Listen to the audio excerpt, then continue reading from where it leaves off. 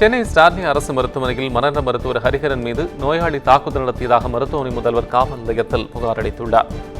கடந்த ஒரு மாதமாக சிகிச்சை பெற்று வந்த பரத் என்ற நோயாளி புதன்கிழமை சிகிச்சைக்கு வந்தபோது மருத்துவர் ஹரிஹரன் மீது தாக்குதல் நடத்திவிட்டு தப்பி ஓடியுள்ளார். இந்நிலையில் காயமடைந்த மருத்துவருக்கு மருத்துவமனையில் சிகிச்சை அளிக்கப்பட்டு வருகிறது. இதுகுறித்து மருத்துவமனை முதல்வர் பாலாஜி காவல் நிலையத்தில் புகார் அளித்தார். 4 பிரிவுகளின் கீழ் வழக்கு பதிவு செய்து போலீசார் விசாரணை மேற்கொண்டு வருகின்றனர். சென்னையில் ஒரே நாளில் 2 அரசு மருத்துவர்கள் மீது தாக்குதல் நடத்தப்பட்ட சம்பவம் பரபரப்பை ஏற்படுத்தியுள்ளது.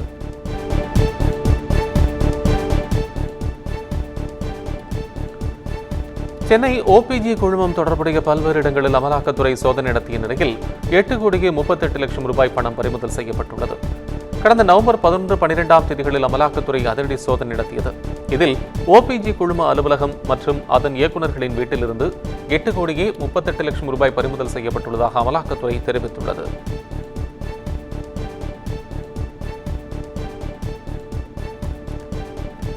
பத்திரிகையாளரை மிரட்டும் வகையில் பேசியதாக பதிவான வழக்கில் அர்ஜுன் சம்பத் மகன் ஓம்கார் பாலாஜி கைது செய்யப்பட்டார். கோவையில் அக்டோபர் 27 நடந்த கூட்டத்தில் ஓம்கார் பாலாஜி வெறுப்புணர்வை தூண்டும் வகையில் பேசியதாக வழக்கு பதிவு செய்யப்பட்டது. இந்த வழக்கில் முன்ஜாமீன் கோரி அவர் சென்னை உயர்நீதிமன்றத்தில் மனு தாக்கல் செய்திருந்தார். இந்த நிலையில் சென்னை உயர்நீதிமன்ற வளாகத்தில் வைத்து போலீசார் அவரை கைது செய்தனர். அவரை கோவை அழைத்துச் சென்றுள்ள போலீசார் தீவிர விசாரணை மேற்கொள்ள இருப்பதாக தகவல் வெளியாகியுள்ளது.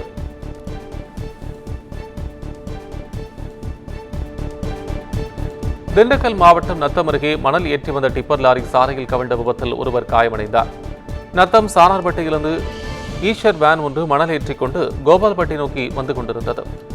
வேனை பொத்தாம்பட்டியைச் சேர்ந்த ரவி என்பவர் ஓட்டி வந்துள்ளார். அப்போது கோபால்பட்டி கால்நடை மருத்துவமனை அருகே வேன் வந்து கொண்டிருந்த போது முருகன் ஓட்டி வந்த இருசக்கர வாகனத்தில் மோதி தலைகுப்புற வேன் கவிழ்ந்தது. இந்த விபத்தில் இருசக்கர வாகனத்தில் வந்த முருகன் என்பவர் காயமடைந்தார். அவரை மீட்டு திண்டுக்கல் அரசு மருத்துவமனைக்கு அருகில் இருந்தவர்கள் அனுப்பி வைத்தனர். இதனை வேனை ஓட்டி வந்த ஓட்டுநர் காயங்கள் ஏதுமின்றி அதிர்ஷ்டவசமாக உயிர் தப்பினார். இந்த விபத்து குறித்து சானார்பட்டி போலீசார் விசாரணை நடத்தினர்.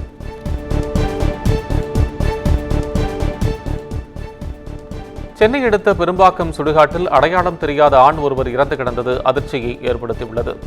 பெரும்பாக்கம் சுடுகாட்டில் சுமார் 35 வயது மதிக்கத்தக்க ஆண் ஒருவர் இறந்து கிடப்பதாக பெரும்பாக்கம் காவல் நிலையத்திற்கு தகவல் கிடைத்தது. இந்த தகவலை அடுத்து சம்பவ இடத்திற்கு வந்த போலீசார் பார்த்தபோது அவரது கையில் மின் ஒயர் சுற்றி இருந்ததால் மின்சாரம் தாக்கியிருந்ததாக தெரிவித்தனர். மேலும் பிளாஸ்டிக் சேகரிக்கும் போது இந்த விபத்து நடந்திருக்கலாம் எனவும் போலீசார் தெரிவித்துள்ளனர். இடத்த போலீசார் பிரேதத்தை கைப்பற்றி பிரேத பரிசோதனைக்காக குரோம்பேட்டை அரசு மருத்துவமனைக்கு அனுப்பி வைத்தனர். இச்சம்பவம் தொடர்பாக வழக்கு பதிவு செய்து இறந்து கிடந்தவர் யார் என்ற கோணத்தில் விசாரணை நடத்தி வருகின்றனர். தஞ்சை பெரிய கோவில் வந்த ஆளுநர் ஆர்.என். ரவிக்கு கோயில் நிர்வாகம் சார்பில் சிறப்பான வரவேற்பு அளிக்கப்பட்டது. தஞ்சைக்கு சென்றுள்ள ஆளுநர் புகழ்பெற்ற சரஸ்வதி மகால் நூலகத்தை பார்வையிட்டார். பின்னர் புகழ்பெற்ற பெருவுடையார் கோயிலுக்கு சென்ற அவருக்கு கோவில் நிர்வாகம் சார்பில் சால்வை மாலை அணிவிக்கப்பட்டு மங்கள வாத்தியங்கள் முழங்க சிறப்பான வரவேற்பு அளிக்கப்பட்டது.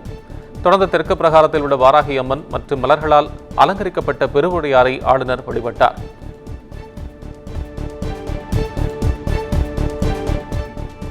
வந்தே பாரத் ரயில்கள் முழுமையான குளிர்சாதன பெட்டிகள் என்பதால் ஏழை மக்களுக்கு பயனில்லை என எஸ்ஆர்எம் பொதுச் செயலாளர் கண்ணையா தெரிவித்துள்ளார். ரயில்வே தனியார் மையத்தை கண்டித்து கண்ணையா தலைமையில் ரயில்வே தொழிலாளர்கள் கூட்டம் மதுரை ரயில்வே மேற்கு நுழைவாயில் அருகே நடைபெற்றது. பின்னர் செய்தியாளர்களிடம் பேசிய அவர் வந்தே பாரத் ரயில்களை ஐசிஎஃப் தொழிற்சாலைகளில் தயாரிக்கப்பட்ட போது 90 கோடியில் தயாரிக்கப்பட்டது. ஆனால் தற்போது தனியார் கார்ப்பரேட் நிறுவனங்களிடம் கூடுதல் விலைக்கு தயாரிக்க ஒப்பந்தம் செய்யப்பட்டுள்ளது. இதற்காக மக்களின் வரிப்பணம் பல ஆயிரம் கோடி ரூபாய் செலவு செய்தது கண்டிக்கத்தக்கது என்று கண்ணையா கூறினார். ஐசிஎஃப்பில் 66 வண்டிகளை செய்தார்கள். அதனுடைய விலை வந்து 98 கோடி. ஆனால் இப்போது ரஷ்யா கம்பெனிக்கும் மற்ற கம்பெனிகளுக்கும் கொடுத்திருக்கிறார்கள். அதே மாதிரி கார்ப்பரேட் இருக்கிற கம்பெனிகளுக்கு கொடுக்க வேண்டிய முடிவை எடுத்திருக்கிறார்கள். அவங்களுக்கு வந்து கொடுக்க போவது 130 கோடியே 90 லட்சம்.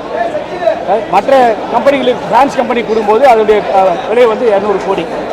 அது மட்டும் இல்லை, அந்த வண்டிகளை வந்து பராமரிப்பது வந்து முன்னதாக வந்து ரயில்வே தொழிலாளர்கள் சகோதர சகோதரிகள். ஆனால் இப்போது வந்து அதை பராமரிக்க போது வந்து எந்த வண்டியை எந்த நாட்டில் செய்கின்றார்களோ எந்த கார்ப்பரேட் செய்கிறார்களோ அவங்க தான் பராமரிப்பார்கள்.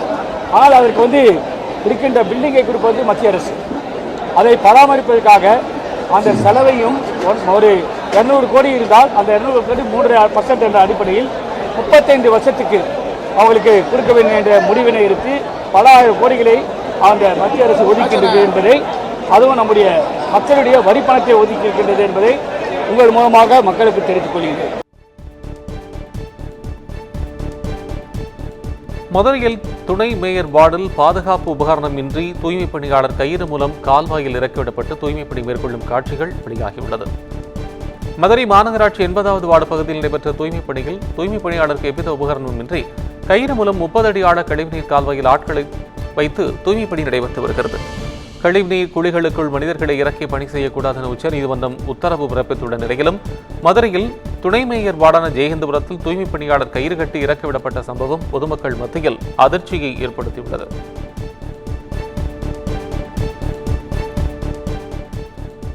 திருப்பத்தூர் மாவட்டம் ஆண்டியப்பனூர் காப்புக்காட்டில் மானை வேட்டையாடி சமைத்து சாப்பிட்ட தந்தை மகனை போலீசார் கைது செய்தனர்.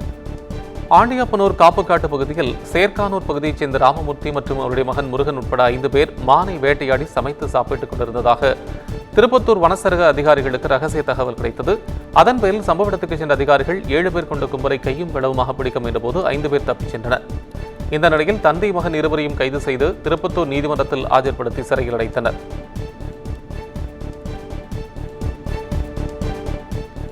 மதுராந்தகம் அருகே மின் கம்பம் ஏற்றி வந்த டிராக்டர் கவிழ்ந்த விபத்தில் பள்ளி மாணவன் உயிரிழந்ததால் மின்வாரி அலுவலகத்தை உறவினர்கள் முற்றுகையிட்டனர்.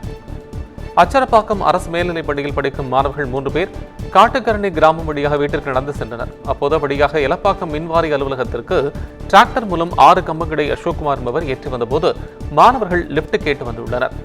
திருமுக்காடு என்ற இடத்தில் திடீரென டிராக்டர் கவிழ்ந்து விபத்துக்குள்ளானதில் மாணவர்கள் ஓட்டுநர் 4 பேரும் படுகாயமடைந்து செங்கல்பட்டு மருத்துவமனைக்கு அனுப்பி வைக்கப்பட்டனர். இதில் அபிஷேக் என்ற மாணவன் உயிரிழந்ததால் அவரது உறவினர்கள் மற்றும் பொதுமக்கள் எலப்பாக்கம் மின்வாரி அலுவலகத்தை முற்றுகையிட்டு போராட்டம் நடத்தினர்.